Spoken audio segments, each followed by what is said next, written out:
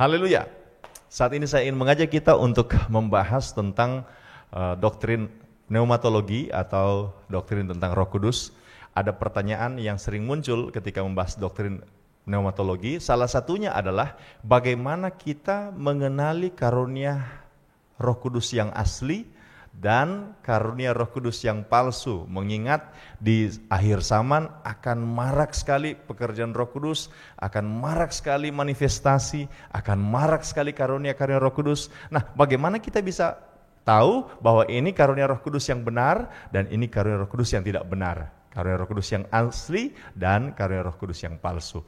Maka ada 4 alat uji yang akan kita pakai untuk menentukan apakah karunia Roh Kudus ini asli atau palsu. Alat uji yang pertama saya namakan uji iman. Dalam kitab 1 Yohanes pasal 4 ayat yang pertama sampai ayat yang ketiga, di sana sudah akan melihat bahwa orang yang tidak mengakui Yesus, maka rohnya bukan dari Tuhan, bukan berasal dari Roh Allah.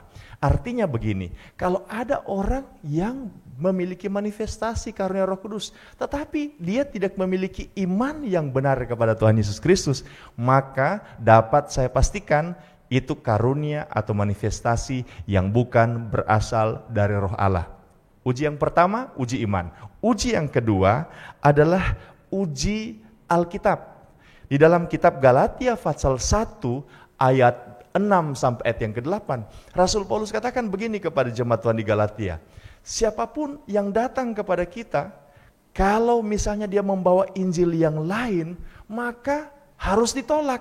Bahkan Rasul Paulus katakan dengan kata-kata yang sangat tegas, terkutuklah dia.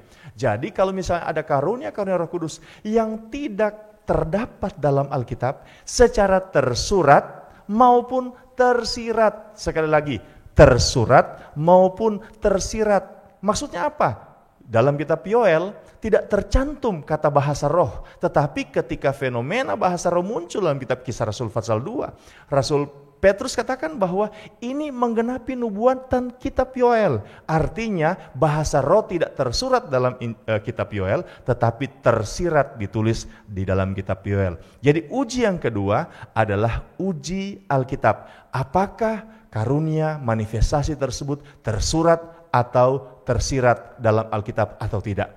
Uji yang ketiga adalah uji buah. Uji buah. Dalam Kisah Rasul pasal 2 ayat 47 dikatakan bahwa jemaat Tuhan yang mengalami bahasa roh, mengalami karunia-karunia Roh Kudus, Alkitab katakan mereka bersatu hati dan kemudian mereka disukai oleh orang banyak. Artinya ada buah-buah yang baik. Dengan kata lain, uji yang ketiga dari karunia roh adalah apakah karunia-karunia tersebut memuliakan Tuhan dan memberkati banyak orang.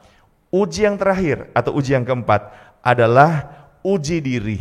Di dalam kitab 2 Korintus pasal 13 ayat 5 dikatakan bahwa ujilah kamu apakah kamu tegak dalam iman, menguji diri kita, bagaimana kehidupan kita, bagaimana kekudusan kita, bagaimana kesetiaan kita, bagaimana loyalitas kita. Apabila ternyata orang yang bermanifestasi dengan karunia Roh Kudus, tetapi dia tidak memelihara kekudusan, dia tidak menjaga hubungannya dengan Tuhan, maka diragukan karunia Roh Kudusnya. Oleh karena itu, ada 4 hal untuk menguji karunia Roh Kudus asli atau palsu. Kiranya memberkati saudara-saudara. Tuhan Yesus memberkati.